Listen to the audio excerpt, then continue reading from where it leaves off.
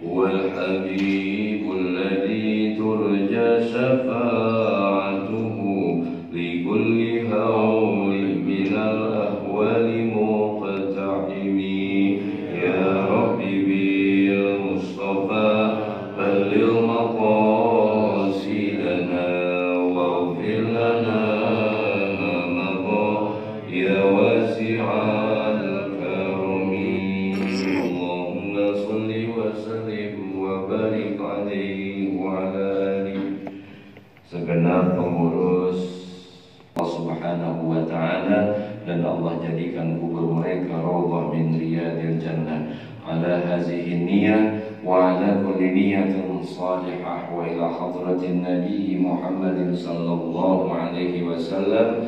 Lahumul Fatihah. Rahim. Qala al-musannifu rahimahullahu ta'ala wa adama an-naf'a bihi wa bi barakati ulumihi wa bikum fid daraini amin. Qala wa yajibu 'alal mukallafi aidan, dan wajib bagi mukallaf, orang yang sudah terkena pembebanan hukum, orang yang sudah akil baligh.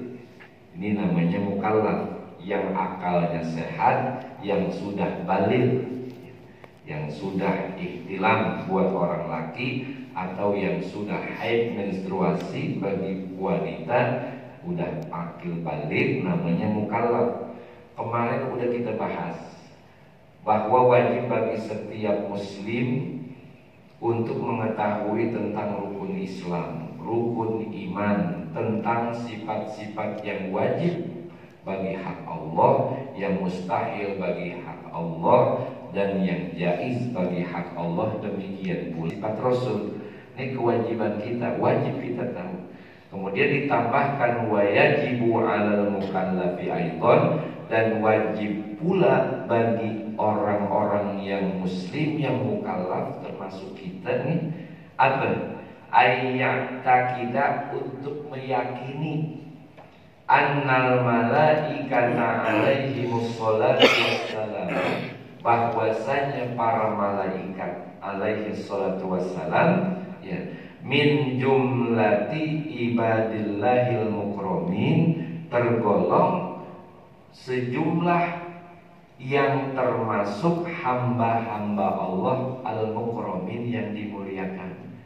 Jadi wajib bagi kita untuk meyakini, percaya bahwa ada makhluk-makhluk Allah selain manusia, ada jin, ada hewan tumbuhan, namanya malaikat. Dan malaikat ini termasuk makhluk Allah yang memang dimuliakan oleh Allah. Itu kaunuhum mukramin, ya, mereka dimuliakan oleh Allah Subhanahu wa Ta'ala. Kenapa tuh? Annahum maksumuna min jami'il ma'asi, bahwa malaikat ini mereka tuh terjaga dari hal-hal yang merupakan terkait perbuatan kemaksiatan. Nah, mereka itu terjaga, terhindar dari perbuatan-perbuatan maksiat kepada Allah.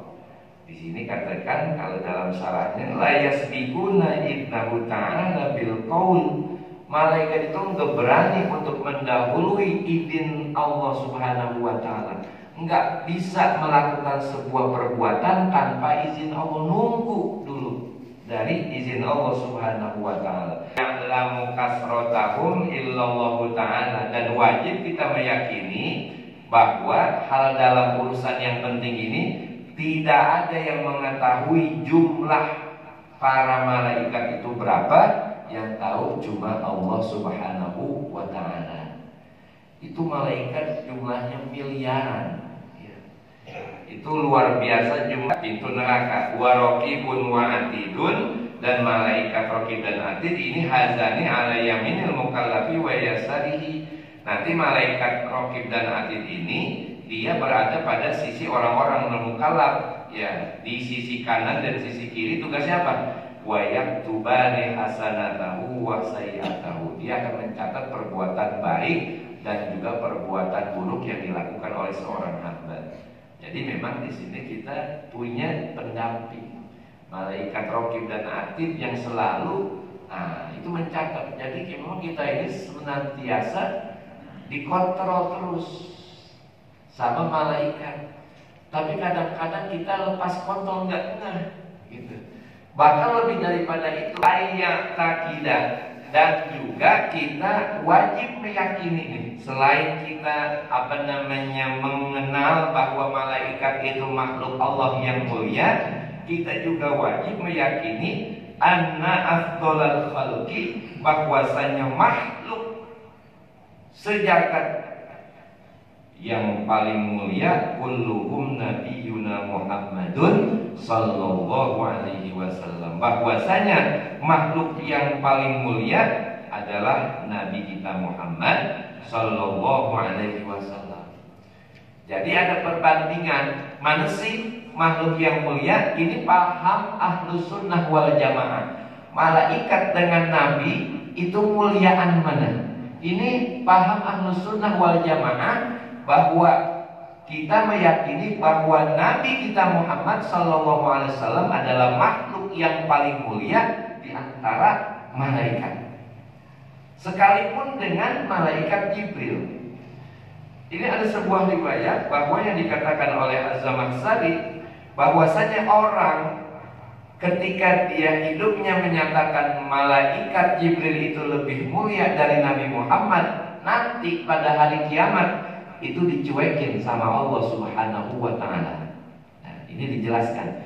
Jadi bahwa sekalipun dengan malaikat Jibril itu Nabi Muhammad dalam paham kita Ahlus Sunnah wal Jamaah adalah makhluk yang paling mulia. Nah, ini dijelaskan seperti itu. Yang paling mulia adalah Nabi kita Muhammad sallallahu alaihi wasallam. Summa rusulu, kemudian para rasul. Jadi nanti tingkatannya, makhluk yang paling mulia pertama adalah Nabi kita Muhammad sallallahu alaihi wasallam, yang kedua adalah para rasul. Nah, para rasul ini jumlahnya ada 313 ya. Jumlah rasul itu yang masyhur adalah 313. Para nabi tingkatannya para malaikat. Mana malaikat? Tuh, humul abdul arba'ah yang 4. Jibril, Mikail, Israfil, Azrail atau Israil ini. Kemudian baru para malaikat-malaikat yang lainnya. Kemudian setelah itu para malaikat, di bawah para malaikat siapa? Summas sahabatu radhiyallahu anhum. Baru tingkatan kemuliaan setelah para malaikat adalah para sahabat. Nah, ini radhiyallahu anhum, semoga Allah meridhoi mereka.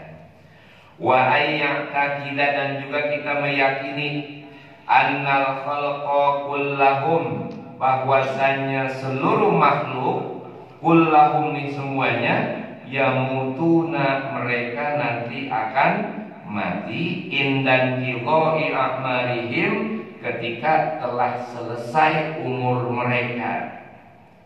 Jadi yang namanya umur itu selama masih ada, Allah Subhanahu wa Ta'ala gak zolim, gak dimatiin. Jadi kalau dia mati itu karena memang masa kontraknya udah habis ya. Itu dikatakan begitu. Wa makana li nafsin an tamuta illa bi idnillahi kitaban muajjala. Karena memang udah ditetapkan. Ini kan terjadi. Ya, terjadi pada zaman Nabi Sulaiman. Ketika Nabi Sulaiman beserta dengan temannya, pengikutnya, itu dilihatin dari jauh malaikat, ngeliatin aja begitu. Dia bingung nih. Ya, Nabi Allah itu siapa ngeliatin saya aja gitu. Dilihatin, oh itu malaikat maut. Malaikat maut ngeliatin aja dari jauh. Kemudian ini orang takut. Ya Nabi Allah, tolong jauhkan saya dari malaikat maut, pindahkan saya ke negeri India. Nah, itu mau dipindahin ke negeri India. Padahal malaikat maut bilang, lah ini tinggal dikit lagi orang ini mau aku cabut, tapi kenapa masih ada di sini? Kata malaikat maut. Rupanya dia memang nanti meninggalnya di India. Ternyata benar, dia minta dibawa ke negeri India, betul, dibawa sama Nabi Sulaiman ke India, akhirnya meninggalnya di India. Jadi begitu, sama dengan musibah. Ada kalau memang udah takdirnya kena musibah, ya kita paranin di mana itu musibahnya ada, kita paranin ke sana. Karena yang mencabut nyawa li arwahihim adalah malakul mauti, malaikat maut, wa huwa Azrail, yaitu malaikat Azrail tuh bifathil ain, dengan memfathahkan ain. Ya, tadi bisa dikatakan Israel, tapi yang apa namanya malaikat Azrail, tapi kita kadang enggak lazim menyebutkan malaikat Azrail.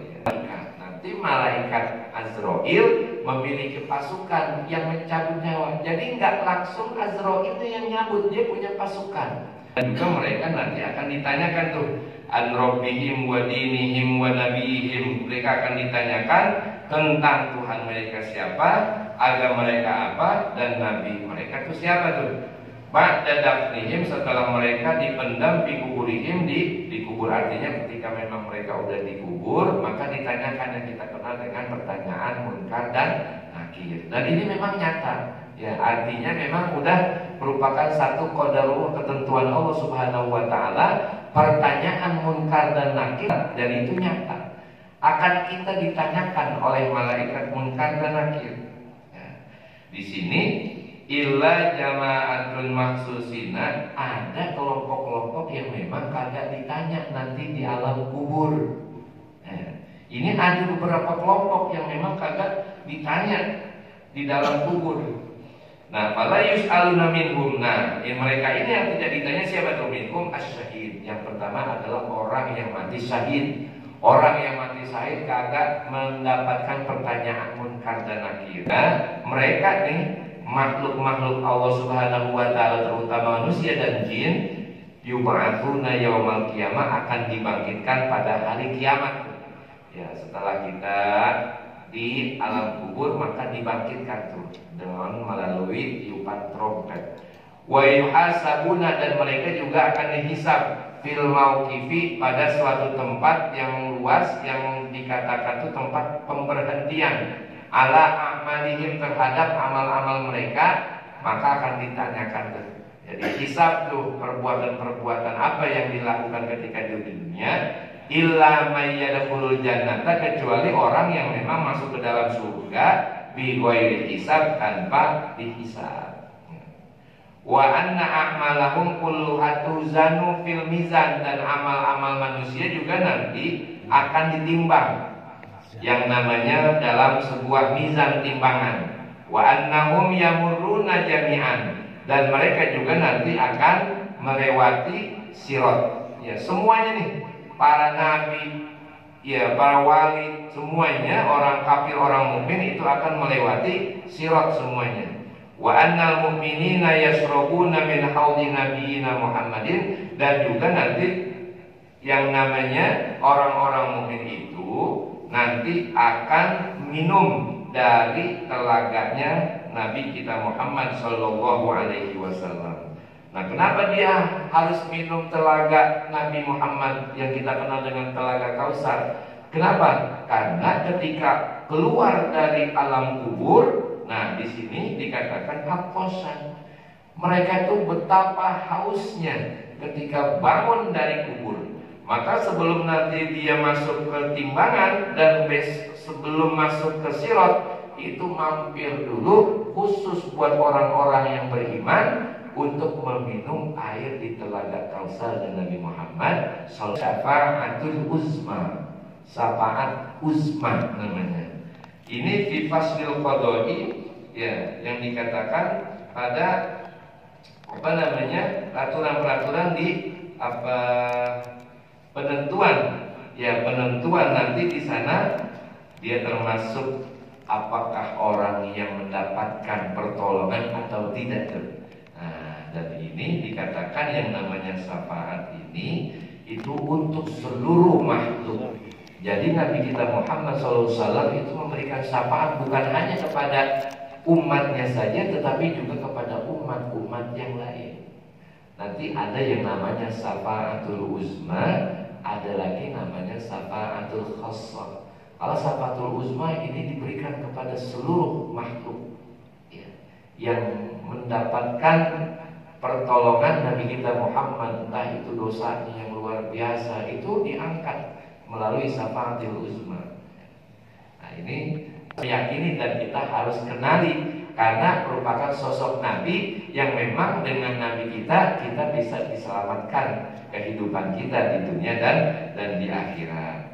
Kemudian wa amma ummuhu, dan kemudian jalur dari ibunya, jalur nasab dari ibunya dari mana tuh? Nah, itu binti Wahab tuh, bin Abdul Manaf bin Zuhroh, ya, bin Kilab. Nah, ini merupakan jalur dari jalur Siti Aminah.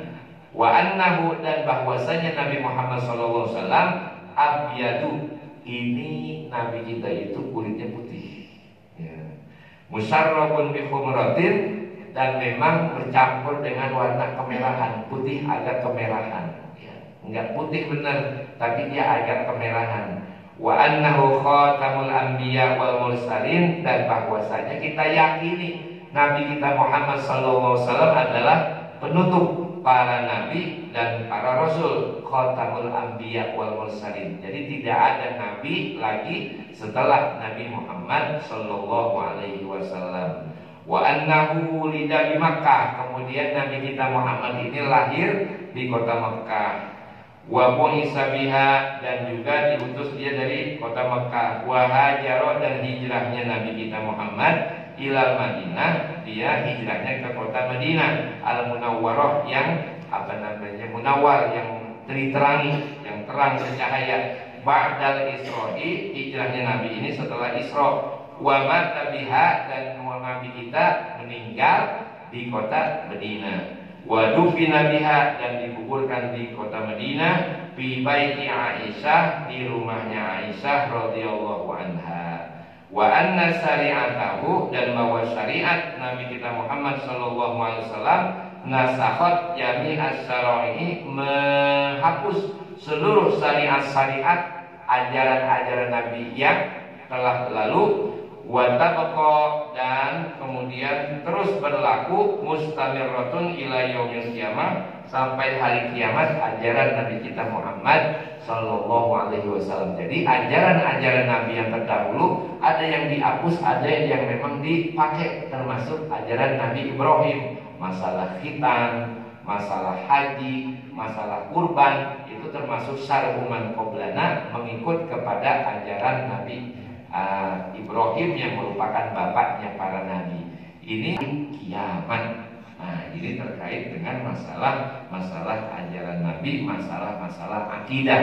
Jadi paling tidak tuh kita meyakini sifat-sifat Allah, sifat-sifat Rasul. Kemudian juga kita meyakini malaikat termasuk hamba Allah yang dimuliakan. Juga kita meyakini bahwa Nabi Muhammad adalah makhluk yang paling mulia di antara para malaikat, susunannya setelah Nabi Muhammad, kemudian para rasul, para nabi, kemudian para malaikat yang 4, kemudian para malaikat yang seluruhnya, kemudian baru para sahabat, habis sahabat kemudian para wali, kemudian para orang-orang soleh, baru orang-orang awam. Termasuk ini tahapan-tahapan kehidupan setelah adanya alam kubur, itu yang namanya alam barzakh. Kemudian nanti ada yaumul ba'ts, dibangkitkan kita. Kemudian setelah itu ada yaumul hasyr, kita kumpul di padang mahsyar semuanya. Kemudian setelah itu namanya yaumul hisab, hisab terhadap amal-amal perbuatan. Habis itu baru ditimbang, yang dikenal dengan yaumul mizan. Habis dari yaumul mizan ditimbang, baru lewat sirat. Ya, sirat ini namanya jembatan. Habis itu baru masuklah pada yang namanya yaumul jaza, hari pembalasan, di mana semuanya akan diberikan balasan. Masuk yang kanan ke surga, yang kiri ke neraka. Nah, ini para jemaah sekalian terkait dengan masalah aqaid, akidah yang memang secara umum, tidak secara rinci.